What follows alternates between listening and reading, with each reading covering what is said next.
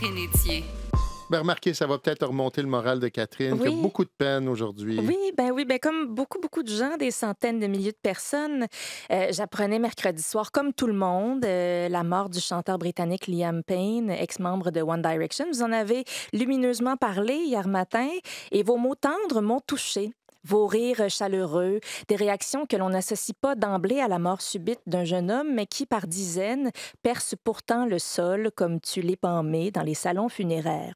Sourire, redessiner les meilleurs moments en gloussant, c'est une formidable façon de survivre à la mort de quelqu'un qui a beaucoup compté, quel que soit le bois dont il était fait. J'étais peu familière avec la musique de One Direction, mais quand la notification a frappé l'écran de mon téléphone au travail, j'ai tout de suite su de qui il s'agissait. Je me remémorais un jeune homme tourmenté, un regard triste, en proie à des problèmes de consommation, à des accès de colère, des comportements immatures, la jalousie, l'échec, une solitude immense. Je ne savais de la vie de Liam Payne que ce qui clignotait parfois sur TikTok et en même temps, je suis juste une madame assise dans son sofa au Canada. Là, il s'expectoire tellement d'âneries dès qu'une célébrité éternue qu'il est difficile de discerner le vrai du faux, du minimalement pertinent, de ne pas se positionner en brandissant les grands drapeaux souples de la morale et de la gérance d'estrade. Ce que je sais, c'est qu'un jeune homme s'est jeté du haut d'un balcon à Buenos Aires. C'est du moins ce que semblent affirmer les autorités. Il ne s'agirait pas d'un accident. Intoxiqué par l'alcool et la drogue, en proie à une profonde détresse psychologique, les dernières heures de sa vie n'auraient pas été glorieuses. Il s'en serait pris au personnel de l'hôtel, puis fracassé des objets dans sa chambre.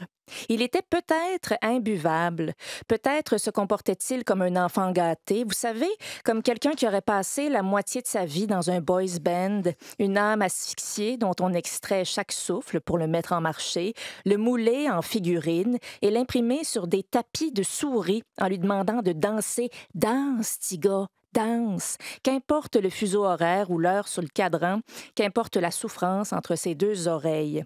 Ces dernières années, Liam Payne était certes dépeint comme un sinistre personnage. C'en était peut-être un.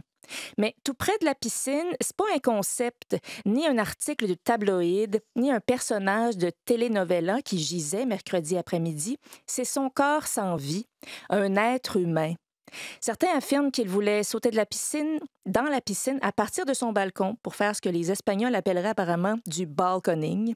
D'autres disent qu'il voulait juste sauter. On ne saura sans doute jamais.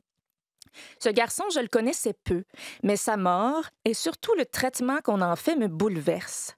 Une des premières affaires que j'ai vues en googlant la nouvelle hier, sans savoir ce que je regardais ni même qu'il s'agissait de lui, c'est une photo de son corps inerte. Oh, un gros plan, qu'on avait pris soin de recadrer, ne laissant entrevoir qu'une partie de son bassin et son avant-bras, tous deux tatoués, preuve ultime de l'identité de la vedette.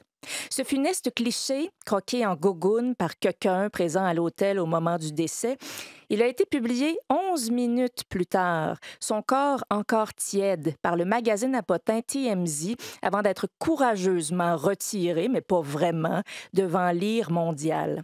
S'il pouvait vendre des petits bouts de son crâne dans un sachet surprise avec une revue, mettre aux enchères des rognures de cheveux baignés de son hémoglobine, il le ferait volontiers en fredonnant. S'il pouvait le ramener, peut-être, puis prendre des images mieux éclairées de sa chute, vous savez, pour le travelling, il n'hésiterait pas un seul instant. On solliciterait peut-être le talent de Spielberg lui-même, le génie musical de Danny Elfman. Et nous, on consomme ça, guilleret. On regarde, on se pourlèche, c'est plus fort que nous, c'est la routine. On se régale des déboires d'une rockstar, on s'astique le poireau et se ficelle un avis précis, maillet en l'air, sur une histoire qu'on connaît pas du tout. Puis, 5 minutes plus tard, l'œil bien rincé et la bourse vide, on passe à autre chose, puis on regarde une vidéo de chien qui fait des pets. Notre appétit pour le malheur des autres me désole.